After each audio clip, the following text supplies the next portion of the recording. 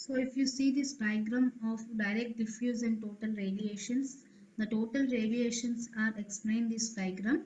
So first, if you see this here, some part of solar radiation is reflected back into the space. You can see in this area, and some part is reflected back by the surface. From the surface of the earth, some part of solar radiation is reflected, and here diffuse scattering occurs. Okay, so after diffuse scattering, we are getting diffuse radiation directly to the surface of the earth. Okay, in this here there is atmospheric absorption, because radiation entering into the atmosphere is partly absorbed by the molecules in the air. So it is called as atmospheric absorption. In this, warming of air will be there. So these are the direct, diffuse and total radiations explained.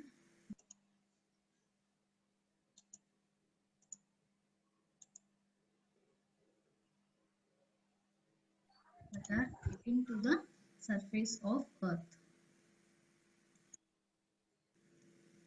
So there will be types of days we can consider. So first one is clear day. Clear day means without any clouds. It is called as clear or cloudless day. And when it is obscured by the clouds, it is a cloudy day, we are saying. So the insolation is on a clear day or cloudless day, about 10 to 20% of the insolation is from diffuse radiation we are getting. Okay, so out of 100% on a clear day, the insolation is from diffuse radiation in a percentage of 10 to 20%. Okay, so if it is taken in cloudy days, the total diffuse radiation is considered as 100%. Okay, so the insolation is defined as only diffuse radiation on cloudy days. Okay, so actually we are giving a definition to the insulation. So this insulation is of diffuse radiation and beam radiation. So 10 to 20% of insulation is called as diffuse radiation when it is in clear or cloudless day, and totally the insulation can be called as it is 100% diffuse radiation when it is obscured by the clouds. So when compared to this,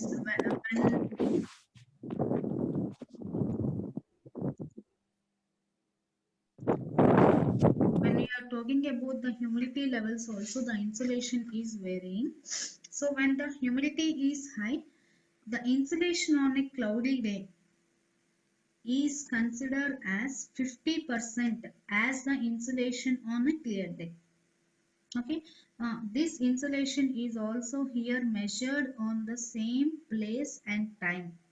So when you measure the insulation at one particular place, if you observe the humidity levels at that place in the atmosphere, if the humidity is high, then insolation is 50 times high when compared to the clear day. Okay, so this intensity of the diffuse radiation on a clear day is not equal, or it is not isotropic. It is termed as isotropic, means equal. Okay, so this intensity of diffuse radiation on a clear day is not same, but it varies with some different functioning of latitudes, time of the year, time of the day, and atmospheric contents and other factors also. Okay, so as the altitude changes, these all changes. Okay, so the diffuse radiation, as the altitude changes, the diffuse radiation also changes with respect to latitude and other factors. Okay, next, What is sun of zenith? So this is the position of the sun directly over our head. Okay, so when the sun is positioned directly over our head, that is at perpendiculars, that is at right angles, that position is called as sun at zenith. Okay, so before going briefly into this topic, we will learn about air mass. Okay, so this air mass is denoted by m, and it is defined as it is the path length of radiation through the atmosphere. Okay, so it is the length of the radiation through the atmosphere, and we are here considering the vertical path at sea level as unity. We are taking the vertical path at sea level. At the sea levels, we are considering that it is as unity. It is as one. So at sea level, the value of m will be equal to 1. Okay. So from this we will get the definition of m as m is equal to path of sun rays through atmosphere. M is defined as path of sun rays through atmosphere divided by length of the path when sun is at zenith. So m is taken as cosecant of altitude angle. So this is considered as cosecant of altitude angle except for low solar altitude angles. So for low solar altitude angles, m is not taken as cosecant of altitude angle. For high or medium solar altitude angles, we can consider this m as cosecant of altitude angle. So if you observe different levels at sea level, m is equal to 1. So approximately unity you are taking at sea level. So m is 1. That means that if m is equal to 1, if air mass is equal to 1, that means that sun at zenith. So what is sun at zenith? This sun, when sun is appearing directly over our heads, it is called as sun at zenith. So if m is equal to 1, we are defining this condition as sun at zenith. If mass angle is equal to 2, then zenith angle is taken as 60 degrees. Okay, so if it is 1, it means sun at zenith. If m is equal to 2, zenith angle is equal to 60 degrees, where theta z is the angle subtended by zenith and line of sight to the sun. Okay. Here we are having different types of m. M is equal to secant theta z, theta where theta z is angle subtended by the zenith and line of sight of the sun. So this will be explained in future classes. So m is equal to secant theta z when m is greater than 3. So up to m is equal to 2, the zenith angle is equal to 60. Okay. So m greater than 3, m will be formula secant theta z. So if m is equal to 0 means just above the Earth's atmosphere, it is taken as m is equal to 0. So now we will see what is attenuation and beam radiations. So we are before discussing that in solar radiation we are getting variations. So what are the different reasons for variations means it is discussed as absorption and scattering in the atmosphere. So what is this absorption and what is this scattering we will see now. So first topic coming to the absorption. So when the solar radiation is coming from the Earth's surface, it is absorbed by different waves. Okay. So what are the different ways it is absorbed means at first UV rays, ultraviolet rays present in the solar radiation are absorbed by the oxygen and ozone. Okay. So these UV rays are said to be short waves. It is having only short wavelengths. And coming to the second type of rays, those are infrared rays. These are having long wavelengths. Okay, so these long wavelengths are observed by the moisture and the carbon dioxide in the atmosphere. So after these absorptions, we are getting the remaining solar radiation. So this type of absorptions both by oxygen, ozone, moisture, carbon dioxides, these absorptions reduce the wavelength of the solar radiations. Okay, so the wavelengths of the solar radiation will be reduced due to the reason of absorptions. So this most of the terrestrial solar energy, what is terrestrial means? Energy received by the earth is termed as terrestrial. So most of the terrestrial solar energy will be lying in the range of 0.29 micros to 0.5 micros. Okay, so finally we are getting with this wavelength. To the earth we are getting the wavelength of 0.29 microns to 2.5 microns. So this is about absorption. Next, what is this scattering? So when the solar radiation passes through the earth atmosphere, water vapor, dust scatters a portion of a solar radiation. So these both water vapor and dust scatter a portion of radiation. This portion of scattering radiation, after scattering, a portion of this scattering radiation reaches the earth's surface. So what is this called as? Diffuse radiation. So after scattering, the remaining solar radiation which is reaching our earth's surface is termed as diffuse radiation.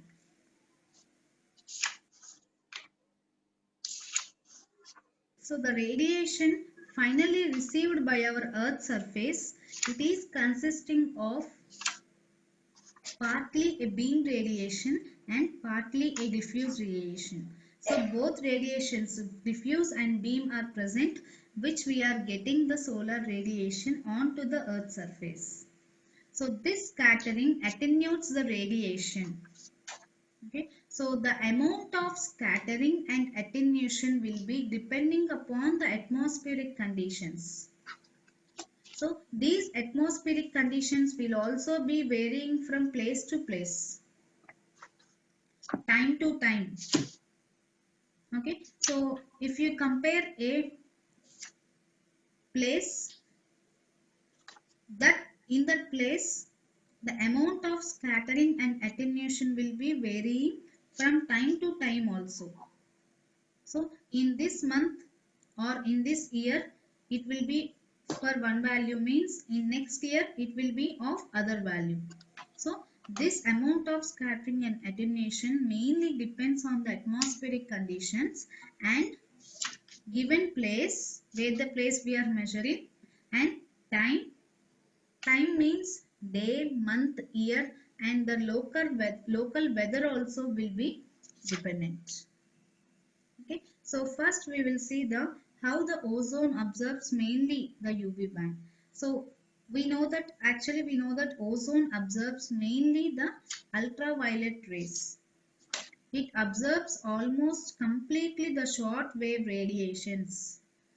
So what are the short wave radiations called? We are calling the short wave radiations as ultraviolet radiations in this. So these are observed by the ozone layer, which is located on the top of the Earth's atmosphere.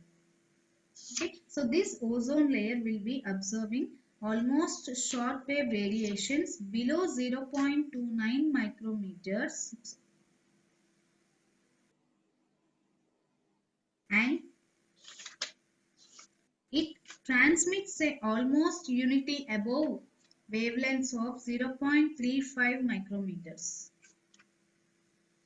Okay, next. What will be the water vapors do? The water vapors absorbs mainly the infrared band. So this is the way at this is having infrared bands are having higher wavelengths. So these higher wavelengths are absorbed by the water vapors. So at wavelengths lower than 2.3 micrometers, the extraterrestrial solar radiation is strong. So the solar radiations, extrasolar radiations by H2O and C2O, water and carbon dioxide in the atmosphere is strong. So for terrestrial application of solar energy, we are taking the wavelengths only between 0.29 and 2.5 micrometers. So the wavelengths between 0.29 and 2.5 micrometers are to be considered for terrestrial applications of solar energy.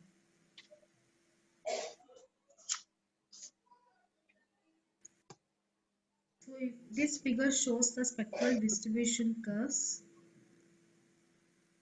So in y-axis we are taking spectral irradiance in kilowatts per meter square, and in x-axis we are taking wavelength in micrometers. So this is the spectral distribution curve. So this gives the distribution curve. This gives the distribution level at atmosphere and at ground levels, at sea levels, like that, and it gives the diffuse component also. It gives the diffuse component also. Lower bottom are diffuse components, and these are the solar irradiance curves at sea level. This is the sea level solar irradiance curve, and this is the outside the atmosphere. It is having air mass 0, and the sea level is having air mass 1. So at favorable atmospheric conditions, the maximum intensity observed at afternoon on an oriented surface at sea level is approximately 1 kilowatt per meter square. Okay, so at an altitude of 1000 meters, this value varies. So this value of 1 will be rising at 1000 meters height to about 0.5 times. So its value becomes 1.05 kilowatts per meter square at 1000 meters height. And at higher mountains, the value is 1.1 kilowatts per meter square. Again it is increased by 0.5. And for outer spaces, so if you observe this at outer spaces, it is 1.353 kilowatts per meter square. Okay, so later values we can call sometimes as air mass 0. So at sea level, we are observing that the air mass 1. Okay, so the upper curve applies at the outer limit of atmosphere. So this is the outer limit of atmosphere. It is air mass 0. And the lower curve, Earth's surface during clear days for a sea level location of AM1. So this is observed at clear days. Okay, so this dotted curves we are seeing like this. This dotted curves represents black body. So black body at a temperature of 5900 degrees Kelvins. So lower two curves are of this one, this lower curve and this lower curve. It is of diffuse components and clear sky conditions respectively. This is diffuse components and this is clear sky condition. So if you consider the solar irradiation curve or lower or upper curve, the atmospheric transmission factor. So what is this atmospheric transmission factor means? It is the area under the lower curve divided by the upper curve. Okay, so what is this transmission factor? It is the area under the lower curve divided by the area under the upper curve. This gives the transmission factor. So for m is equal to 1.0, the transmission factor will be equal to 0.633. And for m is equal to 5, at Earth's surface, that is sea level transmission factor, that is equal to 0.276. So the length of the sun rays will be affected mainly by reduction of solar intensity. So the length of sun rays in the atmosphere is having a great importance in affecting the reduction of solar intensity. So as seen in the figure, we are getting maximum intensities at noon or at sea level we are getting 1 kilowatt per meter square. That is termed as AM1, air mass 1, and at the altitudes of 1000 meters we are getting 0.05 increase 0. So totally it becomes 1.05 kilowatts per meter square, and at higher mountains we are getting 1.1 kilowatts per meter square, and at outer spaces 1.353 kilowatts per meter square, and this is termed as AM0A, air mass 0. So for the transmission factor we have discussed now. What is the transmission factor? Area under the lower curve divided by the area under the upper curve. So for m is equal to 1.0, the transmission factor will be 0.633, and for m is equal to 5 at sea level transmissions it is 0.276. Next we will go to a main topic. It is having these basic information. So solar radiation geometry. So let us see here various angles which describes this solar radiation geometry. So the first one is phi 1. It is the latitude of location. Phi 1 is located with latitude of location represent, and xi declination, omega hour angle, gamma s it is solar azimuth angle, S represents slope, alpha is altitude angle, and theta z is zenith angle. So under this solar radiation geometry, we will see the diagram and explain all the terms of the angles. So first, we will see an angle theta. So this is the angle between incident beam radiation I and the normal to the plane surface.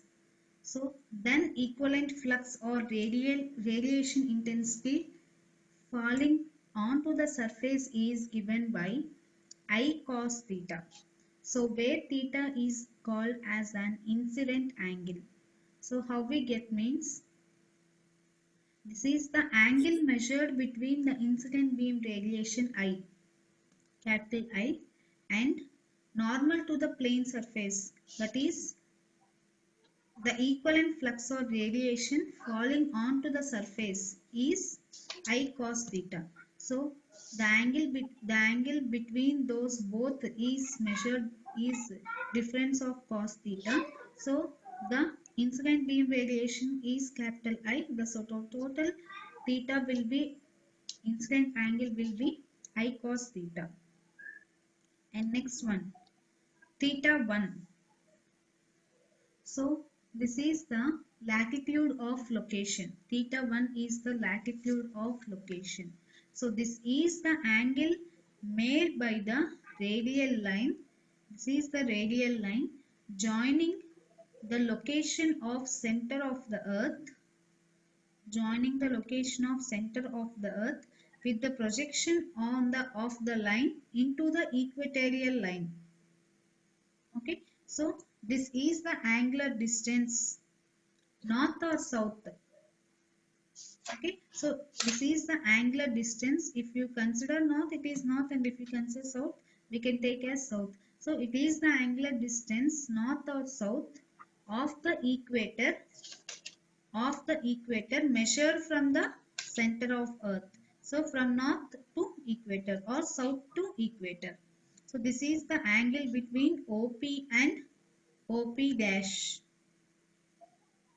Okay, so this is the angle between OP and projection OP dash on the equatorial plane. This is called as equator and equatorial plane. So where P will be located on the earth's surface, and this O is the center of the earth. Okay, so latitude for this latitude angle. This is the latitude of location.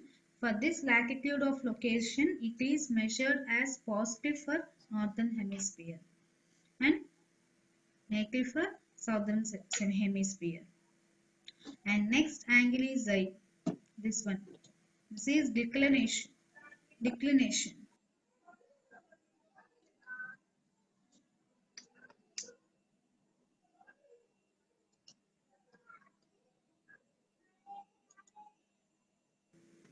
Now we will discuss about equinox.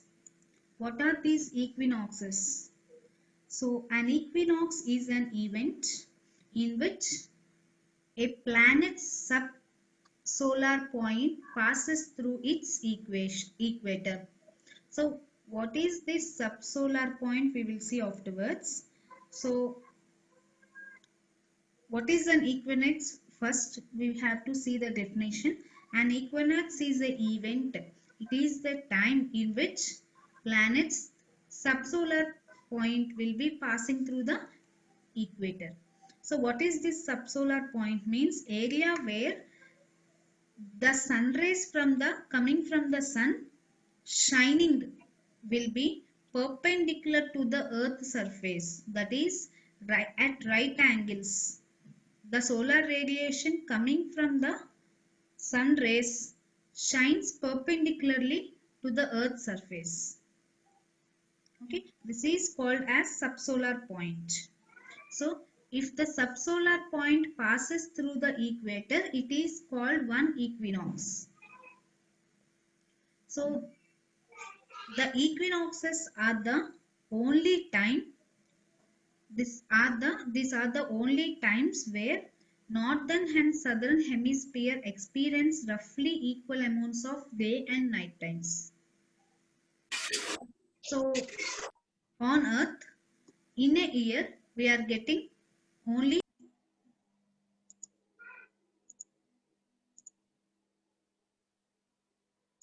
two equinoxes. First one will be we are getting on March 21st. Every year on March 21st we are getting first equinox, and on September 22nd we are getting second equinox. So equinoxes are merely classified as vernal and autumnal. Okay, so on every equinox we are it is going through vernal and autumnal. Okay, so if you consider the first equinox, when you are getting the first equinox means that is on March 21st. So on March 21st, March equinox is created. So that is called as March equinox, and in that March equinox, first one, vernal equinox, that is termed as spring equinox. So this will be at north, and second autumnal equinox will be on south. This is called as fall equinox. So the March equinox is the vernal equinox in northern hemisphere, and the autumnal equinox in southern. Okay, in March vernal will be in northern and autumnal will be in southern. And coming to the September equinox, the autumnal equinox will be in northern hemisphere and vernal will be in southern hemisphere. Okay, so during these equinoxes, the solar declination is equal to 0 degrees. So what is the declination? Declination means it is the latitude of Earth when sun is directly overhead at noon. So at afternoons when the latitude of the Earth is such that the sun is directly directly overhead. This is called as sun's declination, solar declination. So before and after the equinoxes, the subsolar point will be migrating from north to south, again from south to north. This is a cyclic process.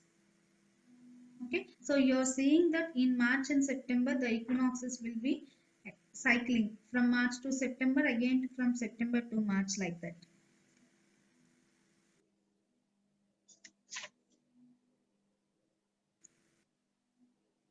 So if you see after March equinox, the subsolar point will be migrates from north, as because it migrates from north because northern hemisphere will be tilted towards the sun. So which hemisphere tilts towards the sun? The subsolar point will be migrating to that side.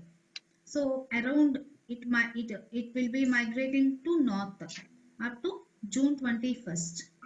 So at June 21st, the subsolar point hits Tropic of Cancer. So Tropic of Cancer, it is also referred as Northern Tropic. It is the most northerly circle of latitude on the Earth at which sun can be located directly overhead. Okay, so this is mainly occurring in June solstice. So when the northern hemisphere is tilted towards the sun, it is the maximum extent. So what is this June solstice means? It is the solstice on the earth that occurs each year falling on from 20th of June to 22nd of June. This is given according to the Georgian calendar. Okay, so like the June solstice, we are having December solstice also. So it is in northern hemisphere. The June solstice will be in northern hemisphere. So this is the June solstice. After that, the subsolar point will be migrating to the south. And after the subsolar point migrates to the south, we will see after September equinox. So it will come under after September equinox.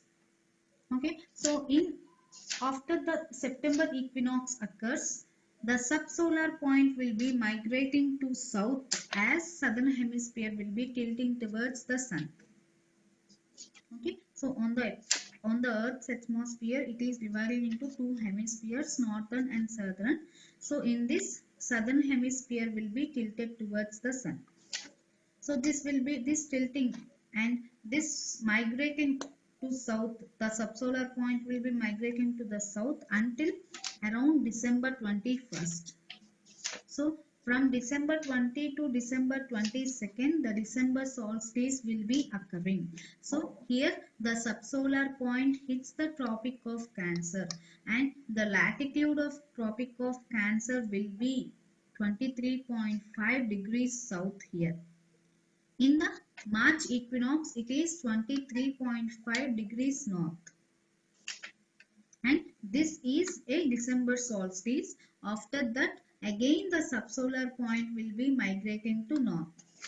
So this we can see in the diagram. So on y-axis we are taking declination and on x-axis we are taking time of the year. So in degrees and in times, so in days. So this is the variation of sun declination. Okay, so if you observe first, we are taking a date of September 22nd and first it is at 0 and after that December solstice will be occurring on 22nd. So at this it reaches a Tropic of Cancer latitude minus 23.5 south, and after that the subsolar point will be migrating to north. Okay, and here here March equinox will be occurring. Okay, so here up to June 22nd March equinox, and from here south equinox will be occurring. So up to June 22nd until it reaches again the latitude of Tropic of Cancer 23.5 north, it is March equinox, and after that it shifts to the south. Again it reaches to here September. So this is the sun's declination.